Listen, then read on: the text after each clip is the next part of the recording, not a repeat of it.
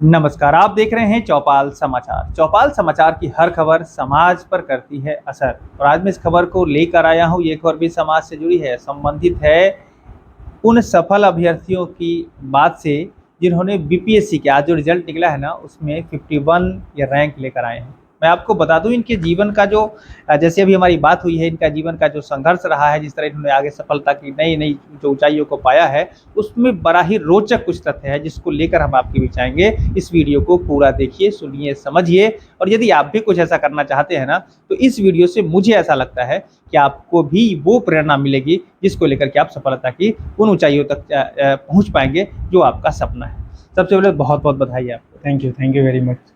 एक बार अपना परिचय हमारे दर्शकों को बताएं। मेरा नाम अमित कुमार है। मेरे पिताजी का नाम प्रबोध कुमार सिंह है। मैं पटना सिटी से बिलोंग करता हूँ। वर्तमान में मैं प्रोबेशन पदाधिकारी के पद पर सेंट्रल जेल मुजफ्फरपुर के अंतर्गत बिहार प्रोबेशन कार्यालय में मैं पदस्थापित हूँ। जी। इस बार जो रिजल्ट आया है तो आपका जो एक्सपेक्टेड जो आप जो करते थे उसी का रूप रिजल्ट आया है या और कुछ सोच रहे थे? हाँ तो हालांकि बीएस में सिलेक्शन होना ही बहुत बड़ी बात होती है। मैंने उम्मीद तो ऐसा नहीं किया था कि रैंक 51 आएगा, बट हाँ थोड़ी उम्मीद तो थी। इस बार बेहतर गया है मेरा, तो सिलेक्शन होना चाहिए। जी। इस बार की जो सफलता है आप उसको श्रेय पहले किसको देना चाहेंगे? स्वाभाविक है, मेरी वाइफ बगल में है, इनको मैं श्रेय देना चाहूँगा क्योंकि कठिन परिस्थितियों में ये मेरी साथ दी और हमेशा से मुझे सपोर्ट किया। और बाकी फैमिली और भगवान के बिना तो ऐसे कुछ होता भी नहीं है। जी। ये जो सफ़र रहा आपका सफलता की, इस जो अभी सीढ़ी आपने चढ़ाई की है, इसमें उतार चढ़ाव बहुत सारे आए होंगे। किन किन बातों को आप हमारे दर्शकों को बताना चाहेंगे शॉर्ट में अगर कहें? देखिए, हालांकि मेरा सिलेक्शन विभिन्न पदों पर पहले भी हुआ है, लेकिन मेरा टारगेट था कि मुझे बीएएस बनना है। तो इस दौरान मुझे समस्या ये आया पहला, कि जब आप कोई डिसीजन लेते हैं तो हो सकता है कि आपके फैमिली मेम्बर ही आपके अगेंस्ट जा सकते हैं। तो कुछ दिन के लिए उसको मैनेज कीजिए आप। यही आपका इसी में पॉजिटिविटी आपका दिखता है कि आप अपने समस्याओं को कैसे टैकल करते हैं। और यही तैयारी तो बेसिकली तैयारी के दौरान ही शुरू हो जाता है कि आप आगे क्या करने वाले हैं। तो मेरा यही रहा कि नकारात्मक विचारों से दूर रहना, और दूसरा समय का प्रबंधन, क्योंकि मैं जॉब करते हुए तैयारी कर रहा था। और तीसरा कि बाहरी दुनिया से थोड़ा-सा साइड होना पड़ता है, अदरवाइज़ ओवरथिंकिंग के शिकार हो जाते हैं काफ़ी लोग। तो इससे मैं थोड़ा-सा अपने आप को बचा के रखा। जी। तो मैं दर्शकों को कहना चाहूँगा, देखिए इन्होंने इसी बात में कई सारी बिंदुओं को रख दिया है। मैं उस पर भी बात करूँगा, लेकिन ध्यान रखिएगा अगर आपको कुछ बेहतर करना है ना तो ओवर थिंकिंग से बचना पड़ेगा। बाहरी दुनिया से थोड़ा-सा आपको अलग होना पड़ेगा और अपने फ़ोकस को सेट करना पड़ेगा, तभी हो पाएगा। तो एक बात बताइए, बाहरी दुनिया की बात करें, कहीं न कहीं से लोग प्रभावित हो जाते हैं कि ये आपका मान लीजिए जॉब जहाँ कर रहे हैं, जहाँ वर्क में है, वहाँ भी है या और भी है। तो आप उसको कैसे मैनेज करते थे कि लोगों को भी बुरा ना लगे और वहाँ से हम उसको कोई डिस्टर्ब भी ना हो? कैसे आप करते थे मैनेज? देखिए, इग्नोर करने सीखना आना चाहिए आदमी को कि पॉज़िटिवली आप कैसे ना कह सकते हैं। इसका एक आर्ट भी है कि आप कैसे सामने वाले से नॉर्मल में बिहेव करें, भले ही वो आपके बारे में नेगेटिव सोच रहा है या पॉज़िटिव सोच रहा है। तो कहते हैं ना कि मध्यम मार्ग अपना के चलिए लाइफ़ में। तो तैयारी क्या, जीवन भी सही तरीके से कटता है। तो तैयारी के दौरान मैंने मध्यम मार्ग को अपनाया, बहुत ज़्यादा ओवर रिएक्टिव नहीं हुआ। बीच-बीच में कुछ कठिन परिस्थितियाँ आई थी, फिर भी मैंने अपने आप को सँभाला और फिर आगे की तैयारी जारी रखी। जी। बात पढ़ाई की अगर की जाए तो आपने किस स्तर से तैयारी की और टाइमिंग क्या रहा? लोग सोचते रहते हैं कि जो सफल होते हैं वो 20 घंटा पढ़ते हैं, कोई 18 घंटा पढ़ते हैं, मतलब इस तरह की जो हुँ। जो आप मेंटालिटी लोगों ने बना रखी है। हुँ। तो आपका ही वो सिलसिला कैसा चला और किस तरह आपने मैनेज किया सारी चीज़ें? और देखिए, मेरा शुरू से यही रहा है कि तैयारी के दौरान समय से ज़्यादा इम्पोर्टेंट ये होता है कि जितना आप समय पढ़ रहे हैं, वो क्वालिटी स्टडी कर रहे हैं कि नहीं कर रहे हैं आप। मतलब ये कोई ज़रूरी नहीं कि 18 घंटा पढ़ाई है। अगर आप 6 घंटा ही पढ़ रहे हैं, तो डेली पढ़िए 6 घंटा। और उस दौरान आप सही तरीके से जो आपका जो पढ़ाई के लिए मटेरियल सेलेक्ट कर रहे हैं, उस पे थोड़ा टाइम दीजिए ताकि आप सही मटेरियल को सेलेक्ट कर सकें। और तब अगर आप फ़ोकस से स्टडी करते हैं, तो आपका फिर सिलेक्शन होना एक तरह से तय हो जाता है, मेरे हिसाब से। जी। इसमें घंटे का कोई नहीं। ये मायने नहीं रखता है कि आप कितने घंटा कर रहे हैं, लेकिन क्वालिटी बेस्ड होनी चाहिए पढ़ाई। पढ़ाई जो कर रहे हैं वो कुछ खास उसमें बिंदु होने चाहिए। हाँ, मेरा यही कहना है कि आपके दिमाग में होना चाहिए कि हमें पढ़ना क्या है और क्या नहीं पढ़ना है। ये अगर आपका क्लियर है, तो कम समय में भी तैयारी हो जाती है। हालाँकि एग्ज़ाम के समय में हाँ, थोड़ा-सा होता है कि आपको थोड़ा ज़्यादा टाइम टाइम देना होगा।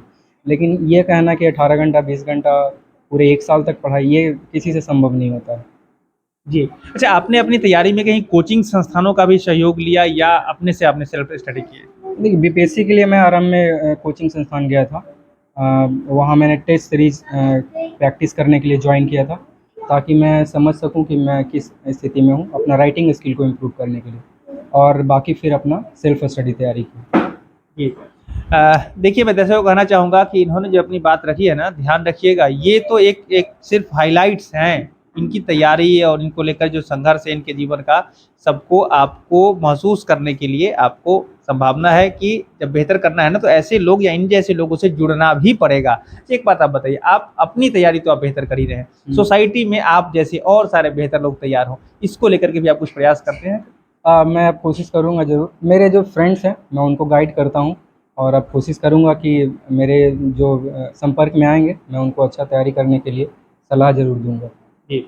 अगर कुछ बुक की बात की जाए तो ख़ासकर मैं ये जानना चाहूँगा कि एनसीईआरटी और ख़ास करके सीबीएसई बोर्ड को लेकर ये रहता है बना हुआ, उसमें क्या सेलेक्ट करना बेहतर रहता है? देखिए, एनसीईआरटी तो बेसिक फाउंडेशनल बुक है। इसकी पढ़ाई तो करनी ही चाहिए। जैसे मैंने मेंस के लिए हमेशा से एनसीईआरटी बुक प्रेफ़र किया है। वहाँ से विद्यार्थी जो है लैंग्वेज भी सीख सकते हैं। किस तरह से आप लिखना कैसे चाहिए एग्ज़ाम में, मेंस एग्ज़ामिनेशन में, वो आप एनसीईआरटी से काफ़ी अच्छा से सीख सकते हैं। तो मैंने एनसीईआरटी की काफ़ी हेल्प लिया था मेंस के दौरान। तो मैं बच्चों को तो यही सलाह दूँगा कि आप अपने तैयारी के दौरान एनसीईआरटी को बेसिक बना के रखिए, और वैसे टॉपिक जो कवर्ड नहीं है, आपको लगता है कि एक्स्ट्रा पढ़ने की ज़रूरत है, उसके लिए फिर एडवांस्ड बुक का मदद ले सकते हैं। जी। आपने जो अपनी जो सफलता पाई है, इसमें वो पड़ाव बताएँ जहाँ पर आपको थोड़ा-सा कठिनाई महसूस हुआ होगा कि उसके लिए और कुछ बेहतर तैयारी होनी चाहिए थी, जहाँ पर मैं थोड़ा-सा पिछड़ गया या कुछ ऐसी बात थी, कठिनाई का सामना कब करना? देखिए, इस दौरान कठिनाई इस तरह का आया कि जॉब में होने के कारण मेरे पास समय थोड़ा कम रहता था, तो मैं प्रैक्टिस कम कर पाता था। तो इस बात का मलाल रहता था, लेकिन मैं क्या किया था कि घर पे ही सेट प्रैक्टिस करता था मैं। खुद ही आंसर शीट तैयार करता था, खुद ही क्वेश्चन भी मैं तैयार करता था, और 3 घंटे के अंदर घर में ही लिख कर खुद ही सेल्फ एवेल्युएट करता था। तो मैं इस तरह से मैनेज किया। जी। कोई टिप्स जो आप देना चाहेंगे ऐसे अभ्यर्थियों को जो तैयारी करने को लेकर अभी आगे बढ़ रहे हैं? पहले तो सोशल मीडिया से थोड़ा-सा दूरी बना के रखिए, क्योंकि वो माइंड को डाइवर्ट बहुत ज़्यादा करता है। दिन भर में लोग अननेसेसरी, मैं भी मतलब जब एग्ज़ाम दे देता हूँ, उसके बाद दिन भर में 10 बार हम मोबाइल खुद ही खोलते हैं, जिसका कोई यूज़ नहीं होता है। इसमें आपका टाइम किल होता है और माइंड जो होता है डाइवर्ट होता है। पहला तो ये। दूसरा ये कि थोड़ा सेलेक्टिव स्टडी करना चाहिए। अननेसेसरी का मटेरियल खरीदने के पीछे ना जाएँ।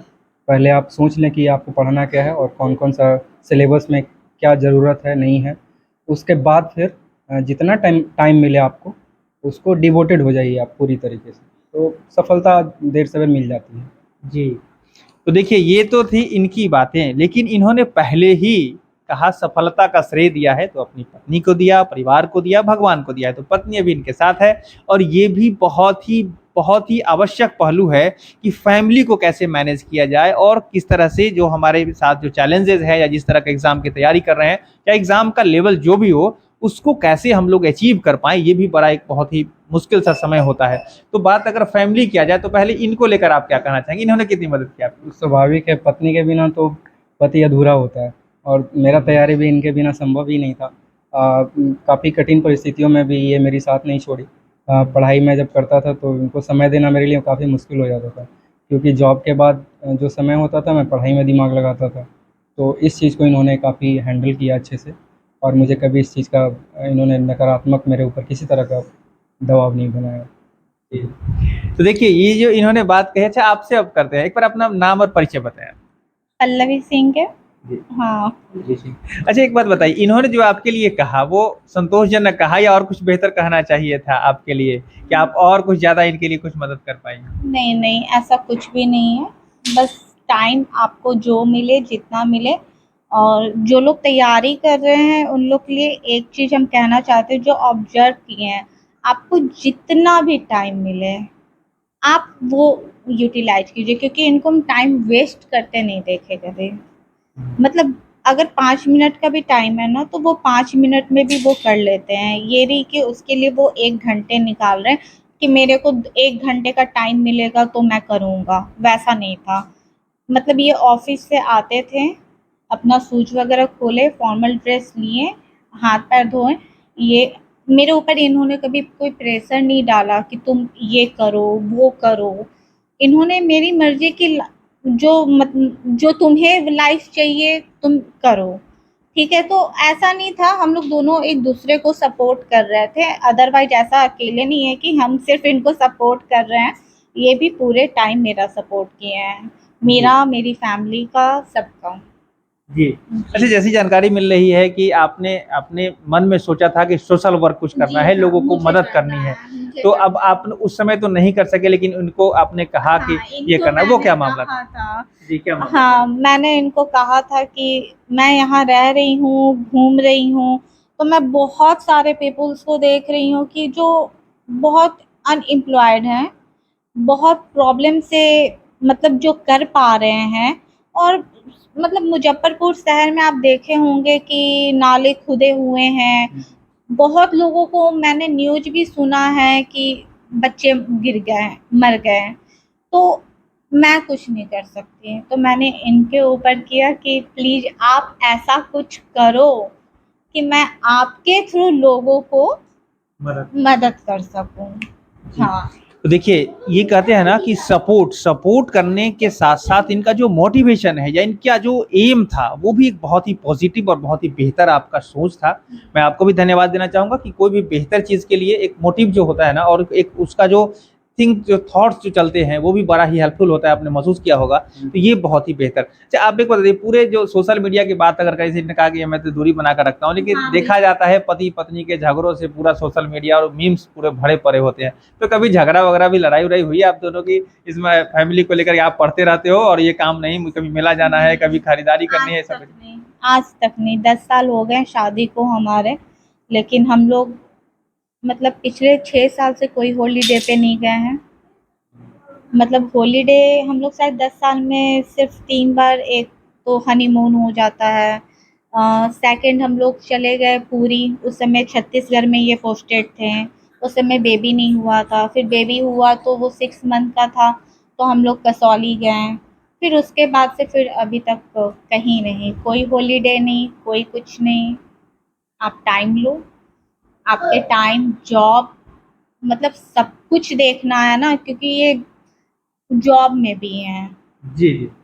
चलिए, तो इसके लिए तो मैं भी धन्यवाद देना चाहूँगा आपको कि आपने इनकी मदद की और इनके माध्यम से अब सोसाइटी को मदद मिल पाएगी। बोले चलो हॉलीडे पे, ऐसा नहीं है, ये मेरे को बहुत बार प्रेशर किए, पर मेरे माइंड में चलता था अगर हॉलीडे के लिए जा रहे हैं तो 10 डेज तो गया ना, 10 डेज तो वेस्ट हुआ, वो 10 डेज में ये प्रिपेयर कर सकते हैं।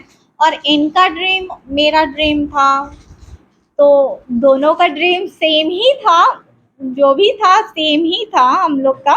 तो बस ये था कि dream come true, then we will do holiday. चलिए, बहुत बढ़िया। अच्छा, एक बात बताइए, अभी जो आपने सफलता पाली है, ये यहाँ तक जो है वही तक आप करेंगे, या और कुछ भी प्लान कर रखे हैं आगे आने वाले समय को लेकर? आज तो खुशी मना रहे हैं सोचेंगे ज़रूर। और ज़िंदगी वैसे भी, लाइफ जो होता है, सक्सेस होता है एक जर्नी की तरह होता है, ये कोई डेस्टिनेशन नहीं है।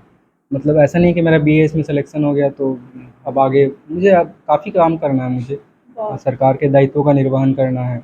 उसके बाद जो उचित लगेगा मैं आगे काम करूँगा।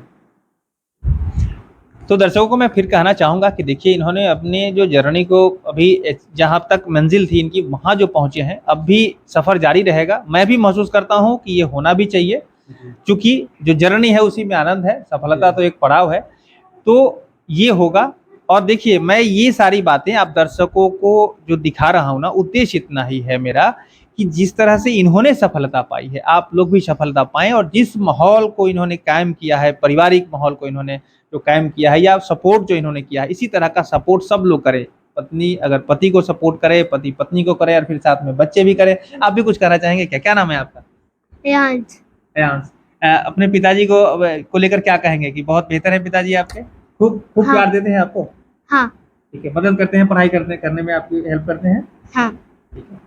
तो देखिए, ये जो है ना, ये बच्चा है, और इस तरह से परिवार जो बना है ना, परिवार और साथ ही साथ जो सेवा है, जो आपका नौकरी है, जॉब है, सबको मैनेज करना पड़ेगा, तभी ही आगे आप सफल हो पाएंगे। ये आपकी बात, आज की बातें थी। तमाम दर्शकों से कहेंगे कि इन सारे परिवार के सदस्यों को भी आप शुभकामना देते रहें कि बेहतर से बेहतर जो है मौका, माहौल मिले, और हम लोग भी ये कामना करते हैं कि आप सभी लोग खुश रहें, बेहतर रहें। तो बहुत बहुत धन्यवाद थैंक यू वेरी मच आपको। Thank you so much. आपका भी थैंक यू। Thank you. दर्शकों को धन्यवाद। ऐसी खबर को लेकर हम आते रहते हैं। हम कहेंगे कि चौपाल समाचार से आज तक नहीं जुड़े हैं, जुड़ जाइए, चैनल सब्सक्राइब जरूर कर लीजिए, हमारे फेसबुक पेज को भी लाइक, इंस्टाग्राम को फॉलो कर लीजिए। और साथ ही साथ हम आपसे ये भी कहेंगे कि अगर और कुछ बेहतर जानना चाहते हैं, कमेंट के रूप में हमें बताइए, हम आपके साथ जुड़कर एक बेहतर समाज का निर्माण करने में सफल हो सकेंगे। तो बहुत बहुत धन्यवाद।